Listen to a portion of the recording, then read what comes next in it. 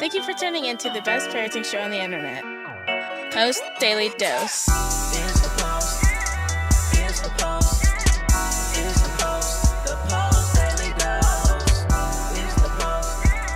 It's the Post. It's the Post. The Post Daily Dose. It's the Post. It's the Post.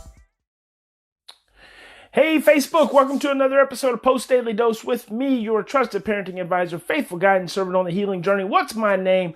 Big Papa Brian+Post. Good evening and happy Saturday, everyone. Hope you've had a fantastic Saturday, and I hope it's been warm wherever you are at, because in Oklahoma, it has not been warm. Today's episode, we're going to talk about the definition of discipline. We so oftentimes get discipline confused when it comes to children, and there's so much of discipline that is connected to being inside of the matrix. And being inside of the parenting matrix, you view discipline as punishment. I mean, that is the most ingrained, conditioned way of thinking that we have when it comes to children. Hello, friends from Germany. When we think about children, we think about discipline. We think that you got to punish them, and this is all inside the parenting matrix kind of stuff. Got to punish them, got to teach them a lesson, got to teach them to be responsible. All this mumbo jumbo that's been passed down from decades and decades and generations and generations. And let me tell you something. I'm gonna dispel that whole myth. The definition of discipline is to teach, not to punish. Let me say that again. The definition of discipline is to teach. So if you write that down, the definition of discipline is to teach, not, underlined, to punish. I'm going to give you something to think about. And this is one of my favorite scientific quotes. And if you've chimed into Post Daily Dose, and you've heard it over and over and over again. But I like to say things over and over and over because repetition is what changes the brain. Stress causes confused and distorted thinking and suppresses the short-term memory. Stress causes confused and distorted thinking and suppresses the short-term memory. Now, when you think about discipline, if we were to write discipline up here, and we were to put two arrows, one arrow leading to punishment and another arrow leading to teaching, which one of those do you think would have stress underneath it? The arrow leading to punishment or the arrow leading to teaching? Of course, the arrow leading to punishment. And if the arrow leading to punishment leads to stress, what does that say about our ability to think clearly? It says it's going to be confused and distorted. What does it say about our ability to have short-term memory? It says it's going to be shut down, right? So you can write that out in a little graphic. So if we come up here and we go arrow to discipline and we go teaching, is stress underneath that? Maybe small amounts of stress, minor amounts of stress, because stress is involved in everything, right? But if it's just that minor amount of stress, it's probably some level of interest, some level of acceptance, some level of understanding.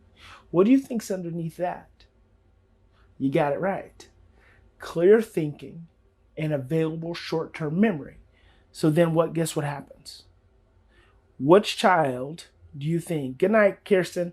Which child? Kirsten says good night, like, hey, good night. Fran says good night, like, hey, good night, like, it's good evening.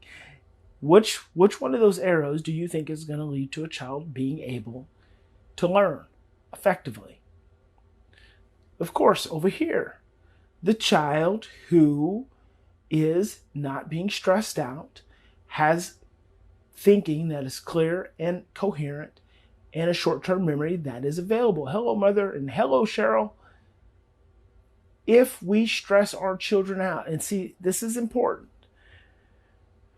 because so much of the time we connect discipline with punishment. And the reason you have to continue punishing your child is because you continue to stress them out. And because you continue to stress them out, their short-term memory continues to be suppressed.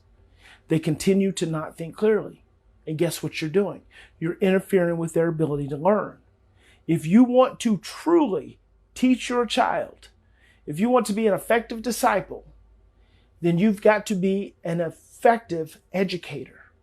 And if you want to be an effective educator, then you've got to help your child be able to think clearly in the midst of stress and to remember.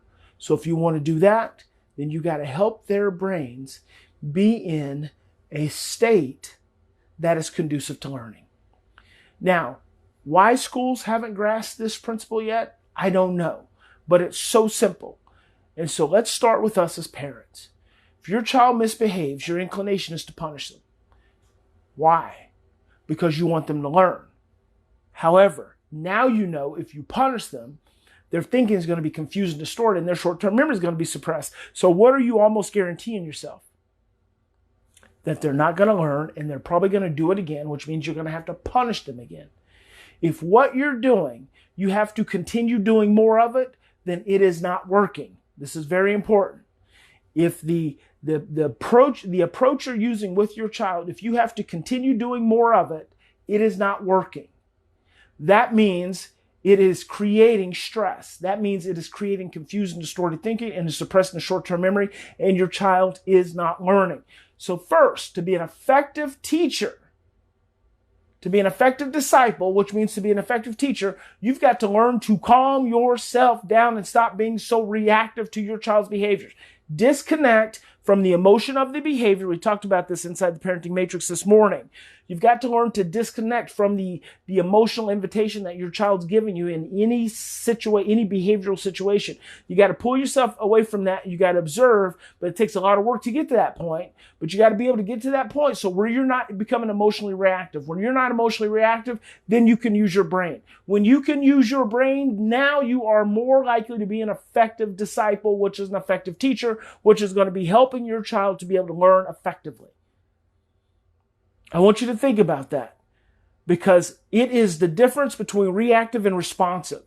It is the difference between teaching children how to be responsible inside the parenting matrix, which means you punish them and you consequence them and you make them feel really bad, versus truly growing up mature, response-able children outside of the parenting matrix. Because outside of the parenting matrix, you understand that in order for your child to learn, it's going to take time and consistency and repetition. But more than anything, it's going to take your ability to not be reactive to their behavioral challenges because that's their stuff. It's not your stuff. So if you're interested, if you need support, if you need help, I want to invite you to join the Lovolution membership.